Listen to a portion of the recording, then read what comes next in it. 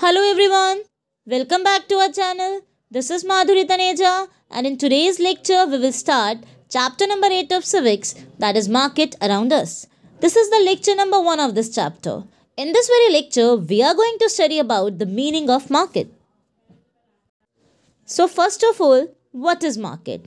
If I tell you the meaning of the market in the traditional sense, then market is just a place where the buyers and the sellers come in direct contact with each other. Now there are two important things. One, it is a place, and second, there is a direct contact between the two parties that are involved in the trade transaction. What it means कि market क्या है? Market एक place है. हम ये market का meaning कर रहे हैं ट्रेडिशनल सेंस के अकॉर्डिंग, जो पहले होता था. तो पहले मार्केट का मतलब सिर्फ कितना था कि मार्केट एक प्लेस है जहाँ पर बायर जो खरीदने वाला है और सेलर जो अपना प्रोडक्ट बेचना चाहता है वो डायरेक्ट कांटेक्ट में आते हैं, मींस आपस में मिलते हैं और ट्रेड ट्रांजैक्शन करते हैं. Trade means buying and selling of goods, which means कि आप किसी प्लेस पर जा रहे हो जिस प्लेस को हम क्या बोलते हैं? Market. For example your sector 14 market, कच्चे क्वार्टर मार्केट. अब अगर बायर को कुछ लेना है, buyer will step out from the house और बायर मार्केट जाएगा, सेलर के साथ डायरेक्टली कॉन्टैक्ट में आएगा और ट्रेड ट्रांजैक्शन करेगा. This is the earlier concept of market. But if we talk about nowadays, then market is not a place.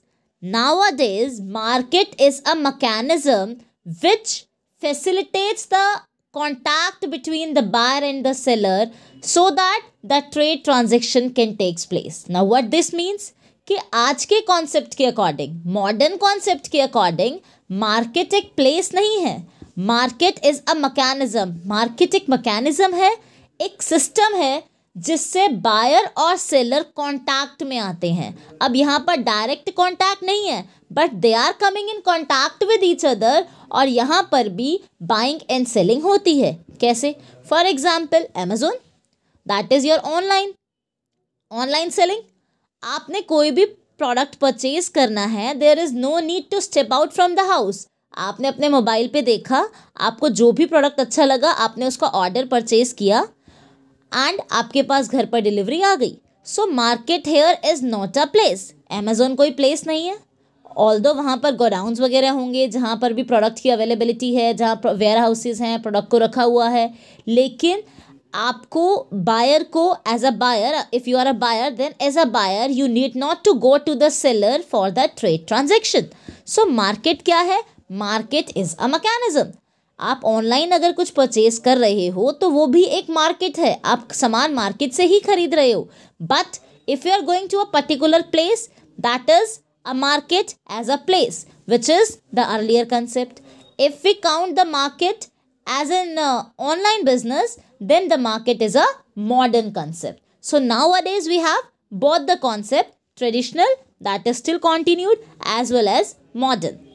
ऐसा नहीं है कि हमारे पास मॉडर्न कंसेप्ट है तो ट्रेडिशनल कॉन्सेप्ट बिल्कुल फिनिश हो जाएगा. सम प्रोडक्ट्स आर देयर जिसमें ट्रेडिशनल कॉन्सेप्ट की रिक्वायरमेंट है. For example vegetables. अब आप वेजिटेबल्स को अगर ऑनलाइन ऑर्डर करो, so will you be satisfied?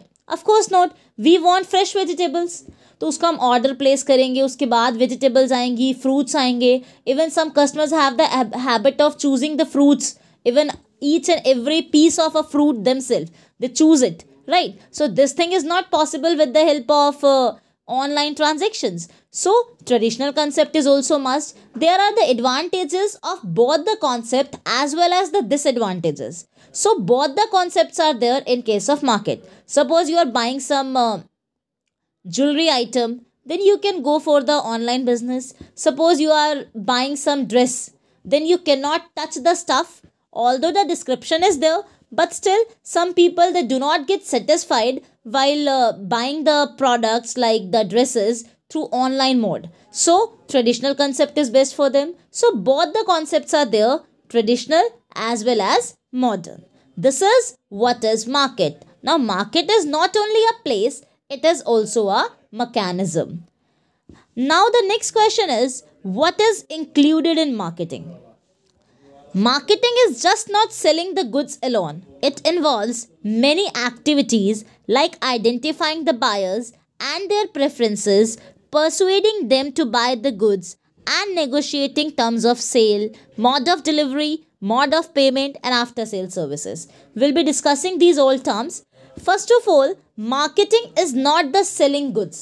Means marketing का मतलब सिर्फ इतना नहीं है कि आपने सामान बेच दिया.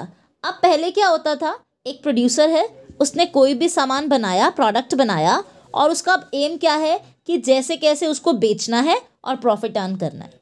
This was what happened in earlier times. अब वो एक बार उस सामान को बेच के तो प्रॉफिट अर्न कर लेगा, लेकिन अगर कस्टमर उस प्रोडक्ट से सेटिस्फाइड नहीं हुआ तो क्या वो प्रोडक्ट दोबारा रीसेल होगा? Of course not. तो ये था पहले जब प्रोड्यूसर मार्केट का किंग होता था. But nowadays customer is the king of the market. अब क्या होता है, पहले प्रोड्यूसर मार्केट में सर्वे करेगा, ये देखेगा what is the need of the consumer.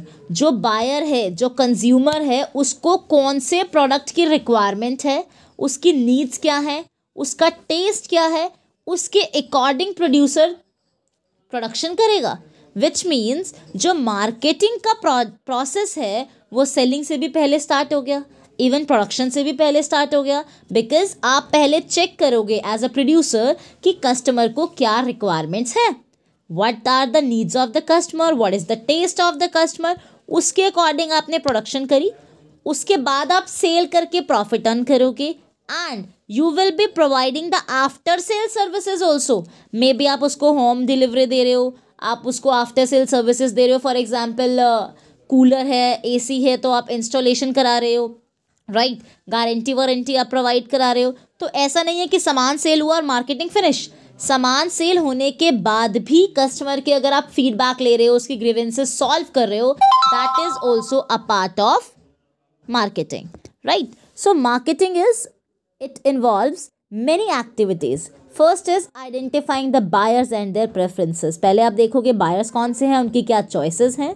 Persuading them to buy the goods. उसके बाद आप उनको motivate करोगे that they have to buy that good. You will be telling them the reasons why they should buy your particular product. आप अपने product के features बताओगे, uses बताओगे, बेनिफिट्स बताओगे. देन नेगोशिएटिंग, आपने अपने जो बायर है उसको रेडी कर लिया, परसुएट कर दिया, मोटिवेट कर दिया टू बाय अ प्रोडक्ट.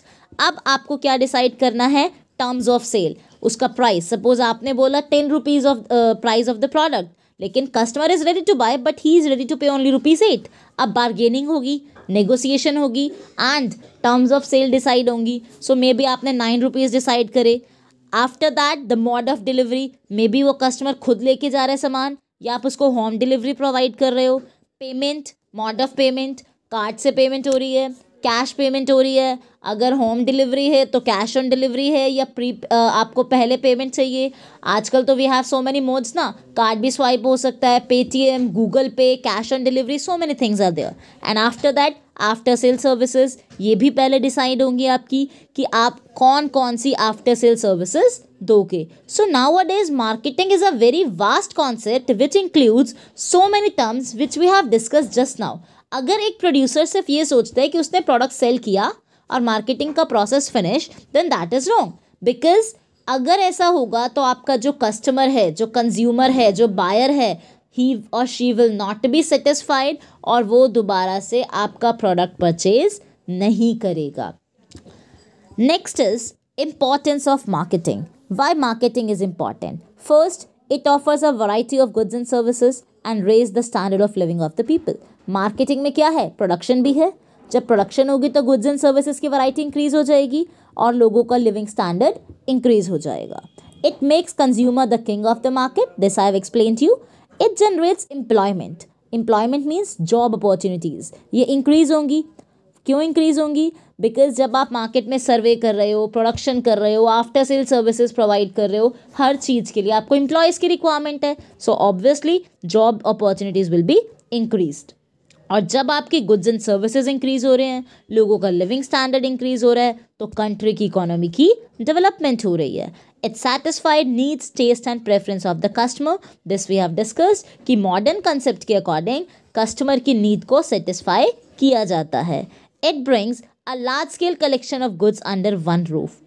बहुत सारे गुड्स एक ही रूफ के नीचे आपको मिल जाते हैं. It helps the producer to focus on production. जो प्रोड्यूसर है अब उसका जो मेन पर्पस है वो सिर्फ जो मेन फोकस है that is only production. Why this is so? Suppose पहले एक प्रोड्यूसर है, वो सामान बना रहा है, बनाने के बाद उसका काम क्या हो जाता है? सेल करना. इस केस में क्या होता है, आजकल प्रोड्यूसर या तो सिर्फ प्रोडक्शन कर रहा है और आगे उसने पर्सन्स हायर कर रखे हैं. फॉर एग्जाम्पल प्रोड्यूसर ने प्रोडक्शन की, होलसेलर और रिटेलर की ड्यूटी अब आगे सेल करना, पहले से डील डन है. या फिर आपने पहले से मार्केट में सर्वे कर लिया कस्टमर की क्या नीड्स हैं.